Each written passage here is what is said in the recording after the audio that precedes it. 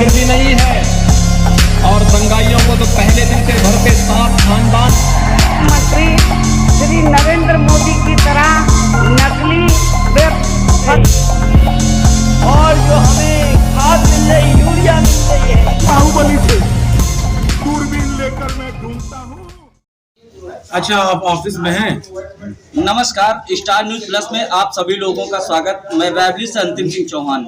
मैं बता देना चाहता हूं कि रायबरेली जनपद में अभी तक लोकसभा 2024 सामान्य चुनाव को लेकर के अभी तक कोई प्रत्याशी नहीं सामने आया।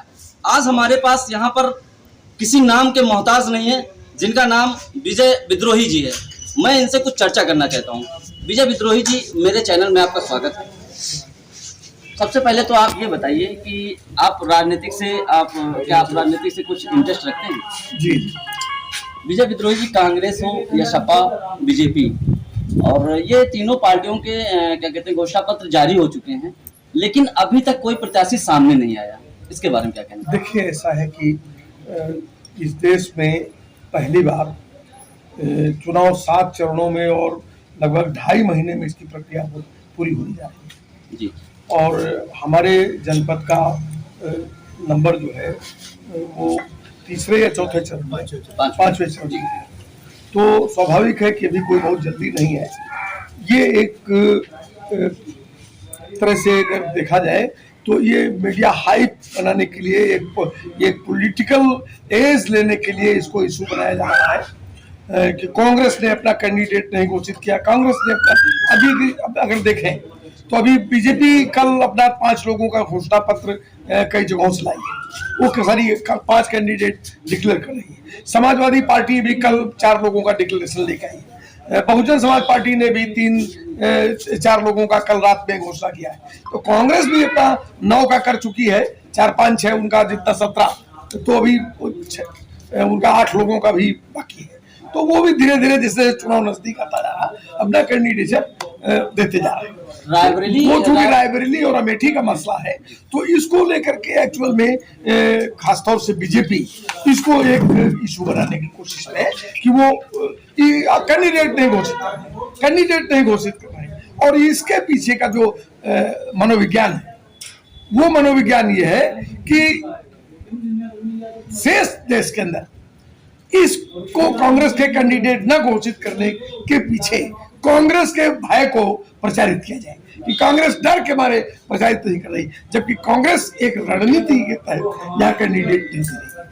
तो ये दोनों के अपने अपने एस्पेक्ट्स हैं और अपने अपने तरह से अपनी अपनी गेंद लोग खेल रहे हैं। विजय जी, ये बताइए कि रायबरेली कहने को तो कांग्रेस का गढ़ है, लेकिन अभी तक प्रियंका जी का नाम सामने नहीं आया। तो क्या प्रियंका जी मैदान में लोकसभा सामान्य चुनाव को लेकर के सामने आएंगे? देखिए, ये वही उनकी पार्टी के भीतर का मसला है। मैं इस संबंध में तो नहीं कह सकता हूँ। मेरा अनुमान जो कहता है वो ये है कि यहाँ से प्रियंका ही लड़ेंगी और राहुल गांधी बायडाट से लड़ रहे हैं।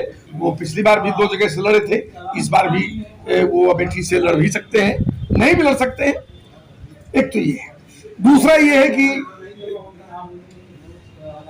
इन दोनों सीटों में और उत्तर प्रदेश के अंदर, पूरे प्रदेश के अंदर अगर देखा जाए तो इंडिया गठबंधन जिसकी ड्राइविंग सीट पर अखिलेश यादव हैं, यहाँ पर कांग्रेस उनके साथ उनके एक सहयोगी के रूप में है। तो बड़ी पार्टी के रूप में समाजवादी पार्टी अपना रोल प्ले कर रही है, उनके दौरे हो रहे हैं, उनकी सभाएं हो रही हैं और वो एक तरह से पहले चरण का पूरा कैंपेन उन्होंने पूरा किया है। तो अभी कोई उत्तर प्रदेश के अंदर ऐसी स्थिति नहीं है जिससे कि ये लगे कि भाई यहाँ कोई किसी को एज देने की वजह से यहाँ अभी कांग्रेस कोई अपना इनिशिएटिव नहीं ले रही। और बाकी चुनाव लड़ने का जो सवाल है वो प्रियंका गांधी यहाँ से लड़ भी सकती है। अभी कांग्रेस, मुझको जो लगता है, रायबरेली जनपद में अभी तक बीजेपी का भी कोई प्रत्याशी सामने नहीं आया, लेकिन आपको क्या लगता है कि रायबरेली जनपद में कोई नया चेहरा बीजेपी के सामने आ सकता है? बीजेपी के पास कोई नया पुराना चेहरा है, उनके पास कौन सा चेहरा ले आएंगे? वही घिसे पिटे रंगे पुते चेहरे हैं उनके पास हैं। 100 तरह के आरोपों में घिरे हुए लोग हैं। रायबरेली में जो उनके पास लोग हैं उन पर जमीनों की लूट का तमाम आरोप है, सार्वजनिक विकास बंदों की तमाम पूंजी की लूट का आरोप है, तो वो एक्सपोज है। वो खरीद फरोख्त के जरिए कुछ निकायों के चुनाव में जरूर सफलता हासिल की है।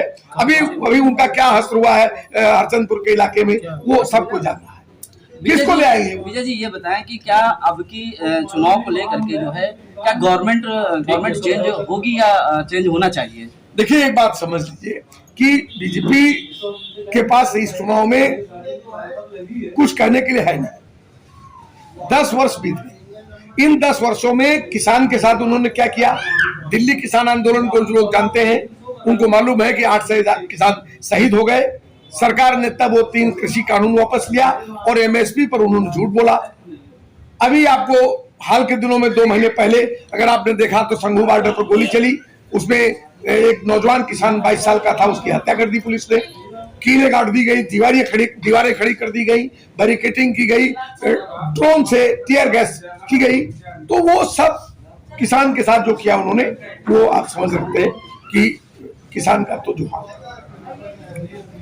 जबकि ये भारत जैसे देश में कृषि बिगेस्ट एम्प्लॉयमेंट देने वाला सबसे बड़ा इंडस्ट्री है, और जो बिगेस्ट एम्प्लॉयमेंट देने वाली इंडस्ट्री है उसको आपने उस हाल में पहुंचा दिया कि पंजाब को छोड़ दीजिए, पूरे देश के पैमाने पे पिछले 10 सालों में 10 लाख किसान ने आत्महत्या किया।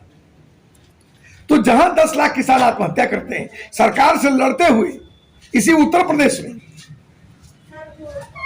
लखीमपुर खीरी के तिकुनिया चौराहे एक मंत्री के बेटे के द्वारा उनकी छाती में गाड़ी चढ़ा दी गई। मंत्री अभी भी आपका उपगृह राज्य मंत्री बना हुआ है, उसको आप मंत्रिमंडल से हटाए। तो किसान का तो ये हाल कर दिया। नौजवान का हाल ये है कि अभी जो रिपोर्ट आई है इंटरनेशनल लेबर ऑर्गेनाइजेशन ने बताया कि इस देश की कुल आबादी का 65%